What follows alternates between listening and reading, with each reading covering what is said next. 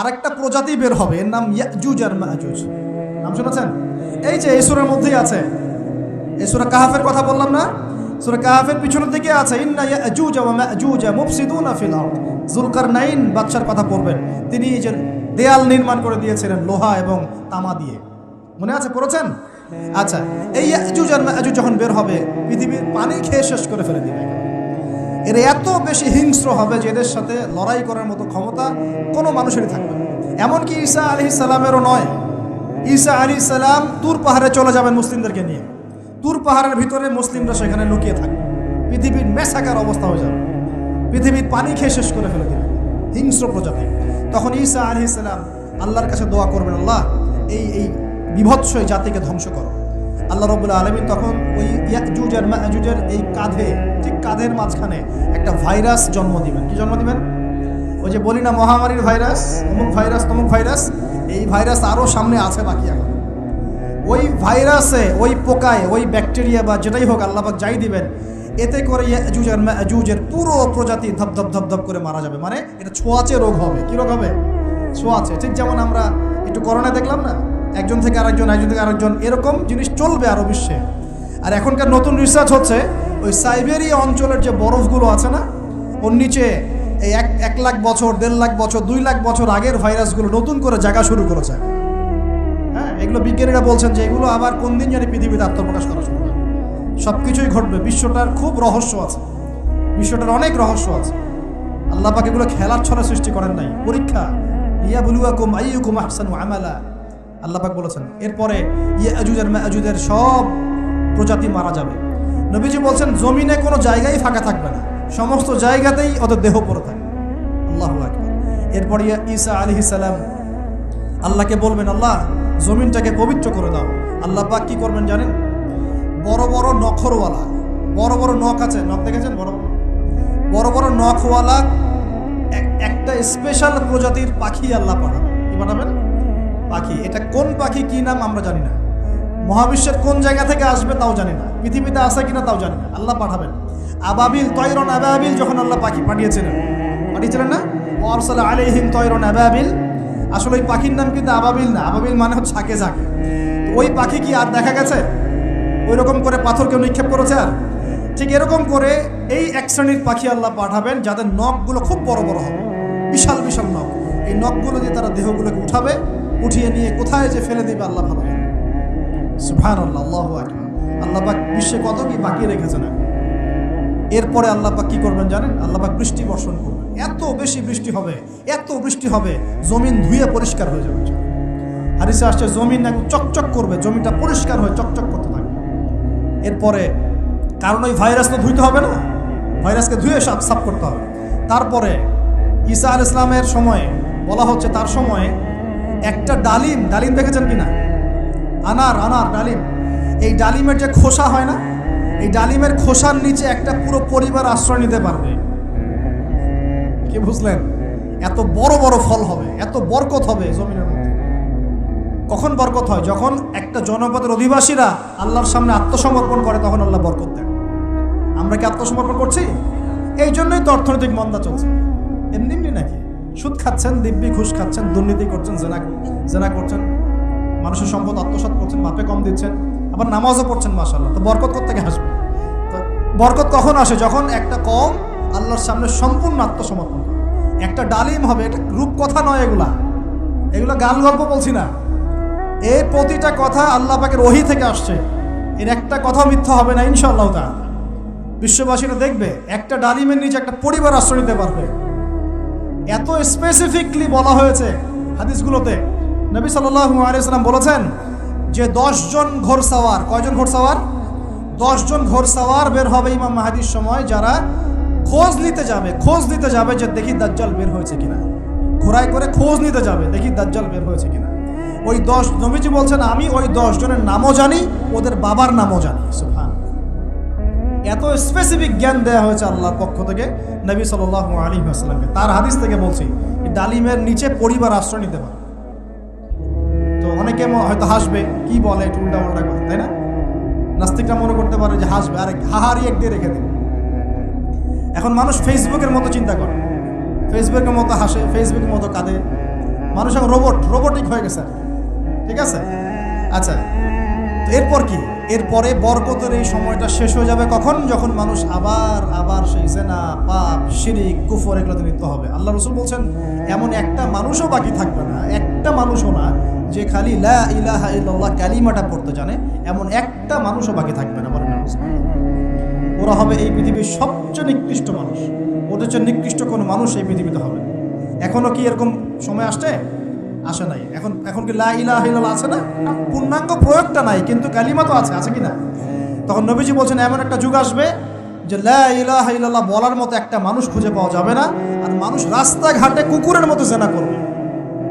রাস্তাঘাটে কুকুর যেমন সঙ্গম করে না রাস্তাঘাটে, ওই রকম করে মানুষ রাস্তাঘাটে জেনা করবে। ওই সময়ে আল্লাহ রাব্বুল আলামিন পশ্চিম দিক থেকে সূর্য উঠাবে। কোন দিক থেকে? সূর্য সত্যি পশ্চিম দিকে উঠবে। পৃথিবী একদিকে ঘুরছে না এখন, কে জানে আল্লাহ পাক পৃথিবীর ঘূর্ণন থামিয়ে উল্টা দিকে ঘোরাতে পারেন না? অবশ্যই পারেন। আল্লাহ পাকের জন্য এটা খালি বলা কুন ফায়াকুন, হও হয়ে যাও ব্যাস। পুরো বিশ্বের বড় বড় ডিপার্টমেন্টগুলো কারা নিয়ন্ত্রণ করছে? আমরা নিয়ন্ত্রণ করছি? জি না। এমনকি খ্রিস্টানরাও নিয়ন্ত্রণ করছে না, বরং ওরাই নিয়ন্ত্রণ করছে। আপনাকে গভীরে ঢুকতে হবে। তো তার মানে সে আত্মপ্রকাশ না করলেও তার অনুসারীরা তো মাশাআল্লাহ শক্তিশালী হয়ে গেছে কিনা? তার মানে সময় কাছে না দূরে? কাছে। এটা বোঝার জন্য কি ভবিষ্যৎবাণী করা লাগে, গণক হওয়া লাগে, জ্যোতিষী হওয়া লাগে? এটা বোঝার জন্য কোরআন সুন্নাহর সাথে শেষ জামানা স্টাডি করলেই হয়। Economics, world affairs, history study করলেই বুঝতে পারেন, হৃদয়ের চোখ খুলে যাবে ইনশাআল্লাহ। আল্লাহ পাক বোঝার তৌফিক দান করুন। এখন সে বের হয়ে বিশ্বটাকে শাসন করবে ঠিক, কিন্তু তার সাথে লড়াই করার ক্ষমতা ওই সময় মুসলিমদের থাকবে না। তখন আল্লাহ পাক পাঠাবেন ওই যে সত্যিকারের মাসিহ ঈসা আলাইহিস সালাম।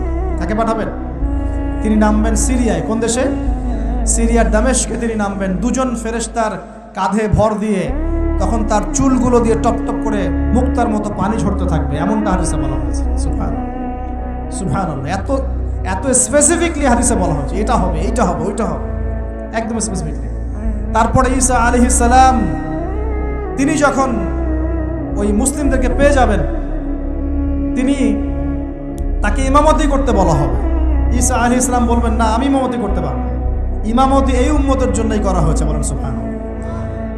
আমাদের ইমাম ইমামতি করবেন, তিনি পিছনে মুক্তাদি হবেন। একজন নবী মুক্তাদি হবেন আর ইমাম ইমামতি করবে। চিন্তা করতে পারেন? এরপর নামাজ শেষ হওয়ার পরে বলবেন তিনি, দরজা খুলে দাও, দরজা খুলে দাও। এটার ব্যাখ্যা আমার কাছে মনে হয় হয়তোবা তখন অবরোধ থাকবে, অবরোধটাকে তিনি ভেঙে দিতে বলবেন হয়তোবা, আল্লাহ ভালো জানেন। দরজা খুলে দাও এর ব্যাখ্যা কি হতে পারে? কিসের দরজা খুলে দাও? কিসের বাঁধন খুলে দাও? নিশ্চয় একটা বাঁধনে মুসলিমদেরকে বেঁধে ফেলা হবে। তিনি ওটার বিরুদ্ধে মুসলিমদেরকে ঝাঁপিয়ে পড়তে বলবেন। তখন দাজ্জালের সাথে তার দেখা হবে। কোন দাজ্জাল? সত্যিকারের দাজ্জালের সাথে ঈসা আলাইহিস সালামের দেখা হবে। এবং ঈসা আলাইহিস সালামকে দেখা মাত্রই দাজ্জাল গলতে শুরু করবে। কি করবে? গলতে শুরু। লবণ যেমন গলে যায় না তাপ দিলে, এমন করে গলতে শুরু করবে। এবং ঈসা আলাইহিস সালামের নিঃশ্বাসে আল্লাহ পাক একটা অন্যরকম ক্ষমতা দিবেন। ঈসা আলাইহিস সালামের নিঃশ্বাস যতদূর পর্যন্ত যাবে দাজ্জাল পালাতে থাকবে। তার নিঃশ্বাস গিয়ে দাজ্জালের গায়ে লাগা পরে দাজ্জাল ওইখানেই মারা যাবে। আল্লাহ পাক এই শুধু তাকে নয়, তার সমস্ত অনুসারীদেরকে আল্লাহ পাক সেখানে মেরে ফেলবে মুসলিমদের হাতে। কার হাতে? মুসলিমদের হাতে। এটার জায়গাটা মেনশন করা আছে, বাবেলুদ নামক জায়গা। কোন জায়গা? বাবেলুদ। যান গুগল সার্চ করে দেখেন বাবেলুদ কোন জায়গায় আছে। আমি বলে দিব না, দেখেন কোন জায়গায় আছে, কারা ওটা নিয়ন্ত্রণ করছে দেখেন। ওইখানে দাজ্জাল মারা যাবে। মানে সত্যিকারের মাসিহের হাতে মিথ্যা মাসিহ মারা যাবে ইনশাআল্লাহ, ঠিক আছে। এবং তার অনুসারীদের পতন হবে। এরপরে ঈসা আলাইহিস সালাম এই ক্ষমতাটা দখল করবেন এবং সারা বিশ্বে তিনি শান্তি শৃঙ্খলা কায়েম করবেন। একজন ন্যায়পরায়ণ শাসক হবেন ইনশাআল্লাহ। এবং তিনি নতুন কোনো শরীয়ত নিয়ে আসবেন না, উম্মতে মুহাম্মাদের শরীয়ত কায়েম থাকবে ইনশাআল্লাহ। এরপরে 40 বছর তিনি রাজত্ব করবেন। কত বছর? 40 বছর। এবং তার বিবাহ শাদীও হবে এবং তার ইন্তেকালও হবে। তাকে দাফন করা হবে নবী মুহাম্মদ সাল্লাল্লাহু আলাইহি ওয়াসাল্লামের ঠিক পাশেই। আল্লাহু আকবার। ঠিক তার পাশেই দাফন করা হবে। এরপরে মানুষ আবারও খারাপ হওয়া শুরু করবে। কেমন খারাপ হবে? ও আচ্ছা, মাঝখানে একটা কথা বলতে ভুলে গেছি। ব্যাস, আমি কয়েকদিন আগে রিপোর্ট দেখেছি, পৃথিবীর নিচে কিন্তু আগুনের স্তর আছে। আচ্ছা, জানেন তো পৃথিবীর নিচে আগ্নেয়গিরিগুলো আছে। পৃথিবীর ভিতরেও একটা ঘূর্ণন হয়, সেই ঘূর্ণনের দিক পরিবর্তন হচ্ছে দিন দিন, এমনটা রিপোর্ট এসেছে। দেখেন, আপনি ইন্টারনেট ঘাটাঘাটি করেন। আর অনেকে রিপোর্ট করছে যে পৃথিবী আগে যে গতিতে ঘুরতো, এখন পৃথিবীর ঘূর্ণন গতি একটু বেড়ে গেছে। দেখেন রিপোর্ট, দেখেন ঘূর্ণন গতি বেড়ে যাওয়ার মানে হচ্ছে টাইম দ্রুত পাস করবে। আর শেষ জামানার হাদিস এটাও আছে, সময় দ্রুত পাস করবে, আছে না? এটা হাদিস আসছে। তো প্রিয় ভাইরা, এই সময় মানুষ খারাপ হওয়া শুরু করার পরে এমন খারাপ হবে, আল্লাহর নাম নেওয়ার মতো কোনো মানুষ থাকবে না, আল্লাহ আল্লাহ বলার মতো কোনো মানুষ থাকবে না। তখন পশ্চিম দিক থেকে সূর্য উঠবে। কিভাবে কিয়ামত হবে? নবীজি বলছেন, একজন ব্যক্তি পানি খাওয়ার জন্যে পাত্রটাকে মুখের সামনে নিবে, পানি গিলতে পারবে না, কিয়ামত হয়ে যাবে। ইযা ওয়াকাআতিল ওয়াকিআ লাইসা লিওয়াকাআতিহা কাযিবা আল কারিআতু মাল কারিআ ওয়া মা আদরাকা মাল কারিআ, আছে না? আম্মা ইয়াতাসাআলুন আনিন নাবাইল আযীম। কত সূরা আছে কিয়ামত সংক্রান্ত, পড়ে দেখেন। ইযা যুলজিলাতিল আরদু জিলজালাহা ওয়া আখরাজাতিল আরদু আথকালাহা ইযা শামসু কুওয়িরাত ওয়া ইযা নুজুমু কাদারাত। এই সূরাগুলো পড়ে দেখেন। আম্মা পারার শেষ পারাটা, যেটা 30তম পারা, এর সূরাগুলো পড়ে দেখেন। কিয়ামত চোখে দেখতে পারবেন ইনশাআল্লাহ। সিংহায় ফুঁক দেওয়া হবে। আল্লাহ পাকের ফেরেশতার এত ক্ষমতা আল্লাহ দিয়েছেন, একটা ফুয়ে পুরো মহাবিশ্ব ধ্বংস হয়ে যাবে ইনশাআল্লাহ। চারটাখানি কথা নাকি? দ্বিতীয় ফুৎকারে আবার সবাইকে জীবিত করা হবে। এবং এই যে দুনিয়ার জীবনটা আমরা কাটাচ্ছি, এই 30, 40, 50, 60, 100 বছরের জীবন, এই জীবনের এক একটা হিসেব আল্লাহর সামনে দাঁড়িয়ে সেদিন দেওয়া লাগবে।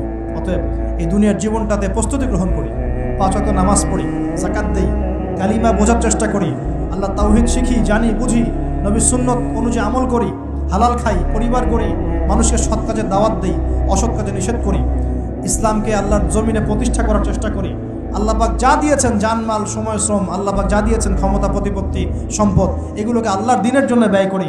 ইনশাআল্লাহ দুনিয়া সফল হব, পরকালে সফল হব ইনশাআল্লাহ আযজা ওয়া জাল্লা।